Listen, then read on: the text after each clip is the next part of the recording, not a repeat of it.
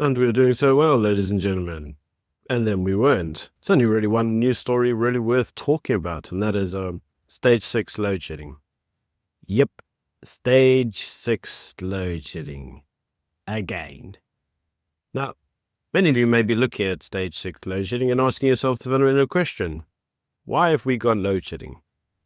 As you know, the reason or the rationality given for load shedding by the politicians is, well, due to mass breakdowns. But it's important to understand that prior to the election, the energy grid was constrained anyway. A lot of the energy grid is aged, and prior to the election, the ANC pushed itself forward in order to try and get many of the downed units back online.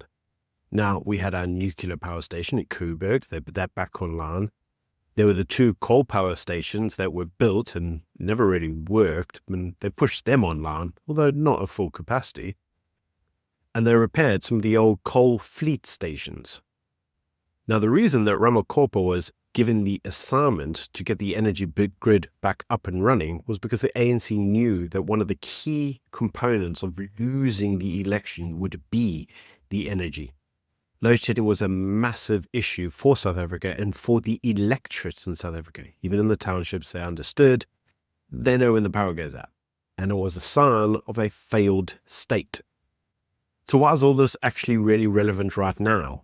Well, it's actually really important to note that we've now got stage 6 load shedding right in the middle of the G20. South Africa is meant to be hosting the G20 and convincing them that South Africa is a good destination to invest in. The problem is it's not. As you can clearly see, our energy system is still constrained. So now you have to ask yourself the question, why is it constrained? We fixed everything before, we managed to get it all online, and since then we've had no rolling blackouts.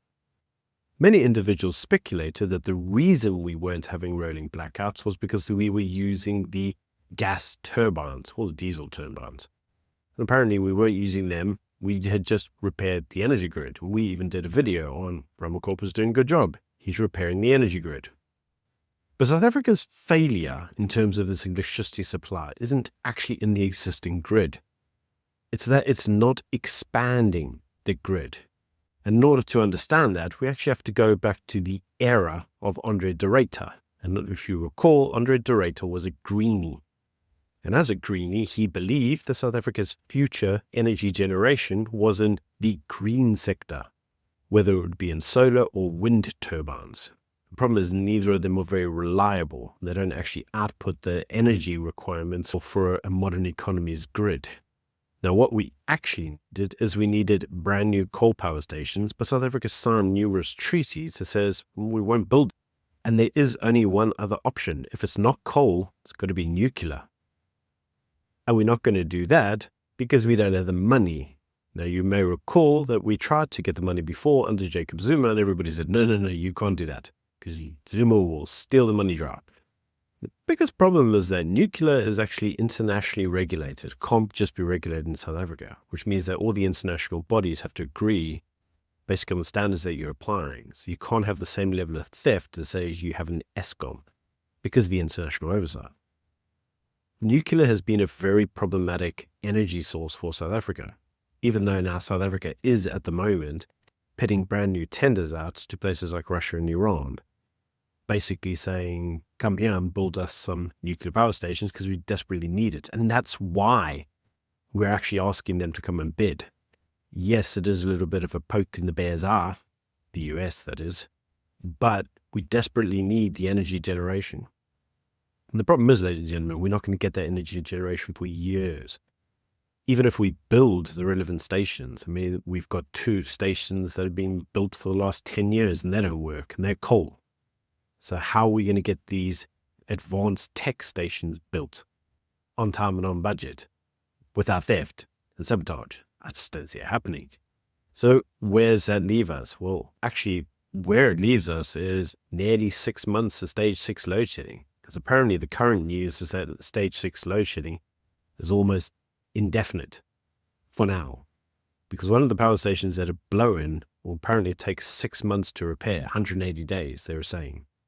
So buckle up. This could be going on for a very long time. Well, so the question actually is, what does South Africa need to do?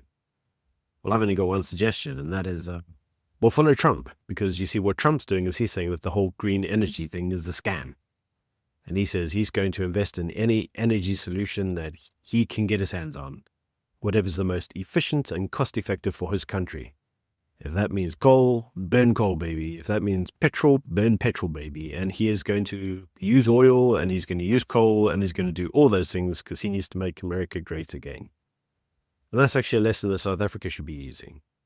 We shouldn't be trying to go for technologies that frankly we can't afford. We need to use the technologies that are cheaper in order to give ourselves a competitive edge.